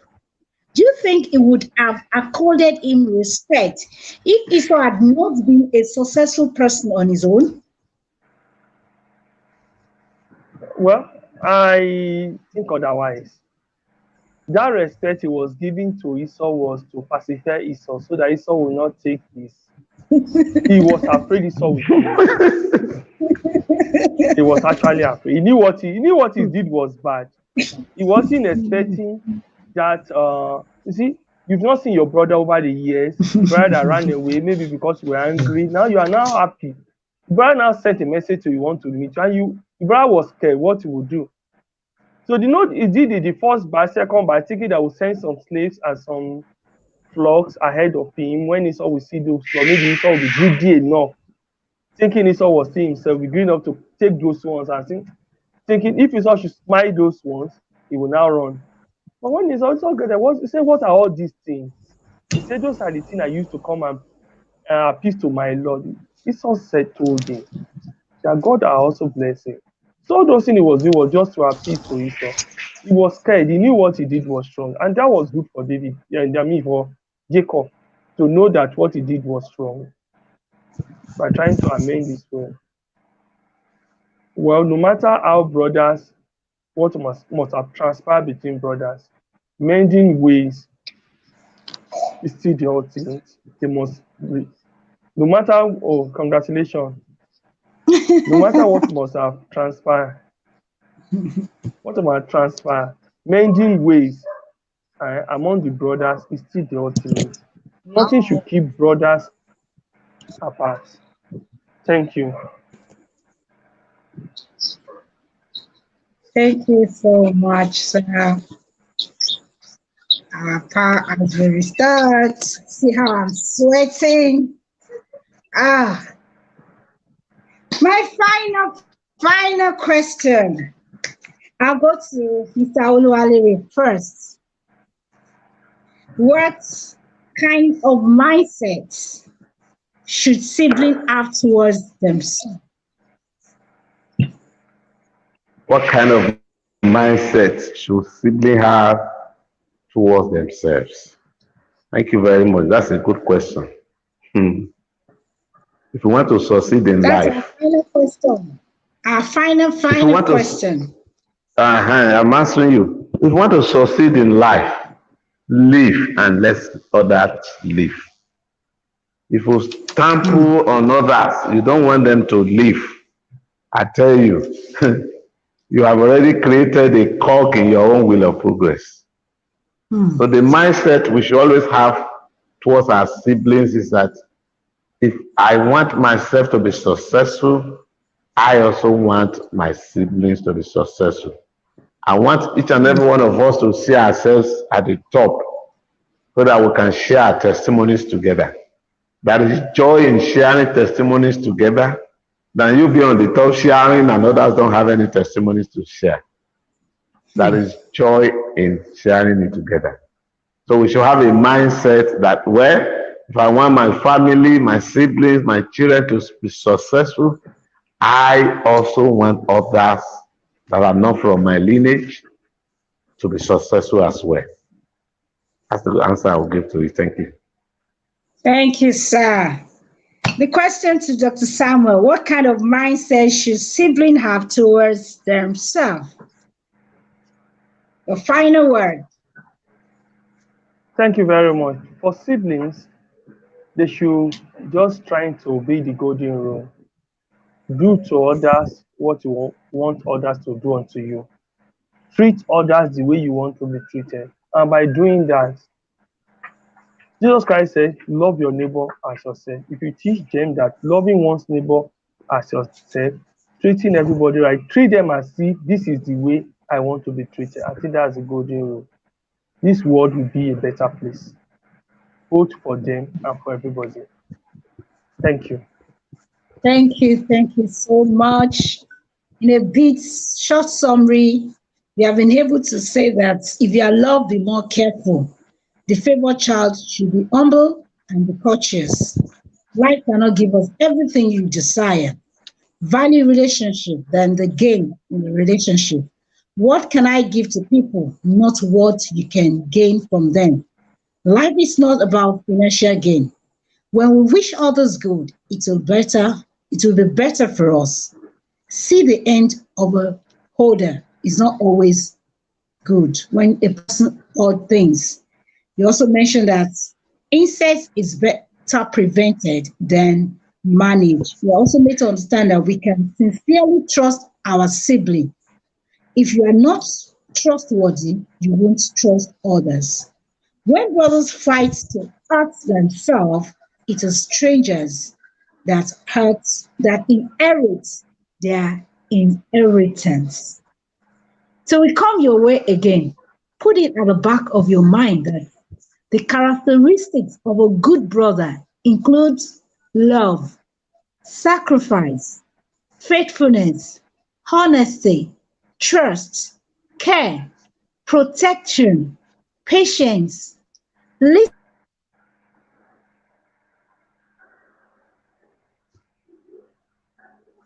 episode of RMT, where it is sizzling hot, interactive, and transforming. Bye for now. Dr. Sam, bye. Good night, everyone. If we Mr. learn to Luale. love people like ourselves, the world will be better for all of us. Thank you. Thank you. Bye. Mr. Luale. Yeah, thank you, everyone.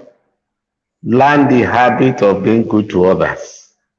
Do unto others what you want others to do to you. And our society will be a better place to live in. One of the reasons why we have crisis here and there is selfishness. I want to have everything to myself. And at the end of the day, you see a lot of crisis here. So if you have a wide mind, you do to others what you want others to do with you or to you, the world will be a better place. Have a nice rest. Thank you. Bye bye. Hi, everybody. Good night. Enjoy the rest of your weekend. Thank you. Bye.